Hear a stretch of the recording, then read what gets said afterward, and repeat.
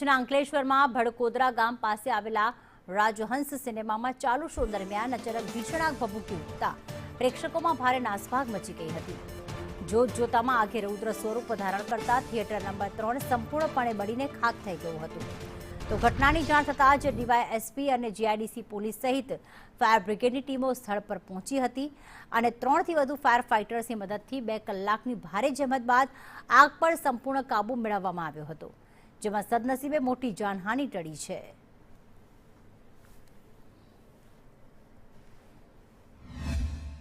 સિનેમામાં અમે લોકો મૂવી જોવા માટે આવેલા હતા અને ત્યાં ગાડી પાછળની સાઈડ આગ લાગી સ્ક્રીન નંબર 3 ની અંદર અને અમે પાછળ જોયું તો આગ લાગેલી હતી। તો અમે ત્યાંથી બહાર નીકળી આવ્યા અને અમે ત્યાંના સ્ટાફ મેમ્બર્સને વાત કરી તો સ્ટાફ મેમ્બર્સે ત્યાં ગાડી મતલબ કે શું કહેવાય એ લોકોએ આગ બુઝાવવાની કોશિશ કરી પણ પછી એમનાથી હેન્ડલિંગ ના થયું તો અમે પછી બહાર નીકળી અને પછી ફાયર બ્રિગેડને એમને કોલ કર્યો।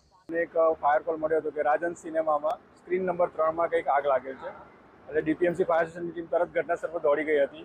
અહીંયા આવીને જોયું હતું તો ડીજીવીસીએલનો પાવર સપ્લાયને ચાલુ હતું તો સૌપ્રથમ પ્રાથમિકતા આપી અને અમે પૂછ્યું તો 2 માણસો કંઈક ઉપર ફસાયેલા હતા તો રાજન સિનેમાનો સ્ટાફ એમને બચાવવા માટે ઉપર ગયો હતો અને અમારી ટીમ પણ ગઈ હતી પણ સદનસીબે રાજન સિનેમાના સ્ટાફે 2 જણને રેસ્ક્યુ કરી લીધેલા હતા અને ત્યારબાદ ડીજીવીસીએલને તરત રિસ્પોન્સ મળતા પાવર સપ્લાય કટ ઓફ થતાં અમારી ટીમે તરત ફાયર ફાઇટિંગ ચાલુ કર્યું। પરિસ્થિતિ વિકટ એટલા માટે હતી કે એ લોકોનું જે ફાયર પ્રોટેક્શન સિસ્ટમ હતી ઘણી સારી છે પણ ડીજીવીસીએલના પાવર સપ્લાય વગર મુશ્કેલી પડે એવું હતું એટલે અમે વધુ રાહ ન જોતા અમારા ફાયર ટેન્ડરનો જ યુઝ કરી અને અમારી હોસ પાઇપ દ્વારા ફાયર ફાઇટિંગ ચાલુ કરી દીધું અને પરિસ્થિતિ મહદઅંશે કાબૂમાં છે પણ કુલિંગ ઓપરેશનમાં થોડોક સમય જઈ શકે।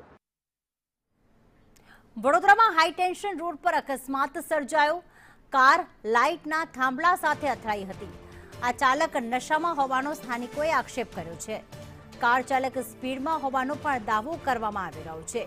ઈજાગ્રસ્તને તાત્કાલિક સારવાર અર્થે ખસેડવામાં આવ્યો તો ઘટના સ્થળે લોકોના ટોળા એકત્ર થઈ ગયા હતા।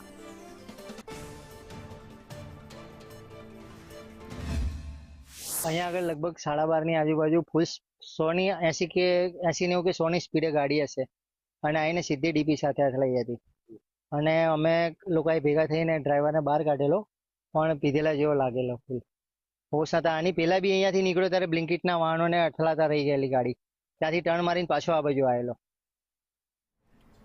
તો ભાવનગર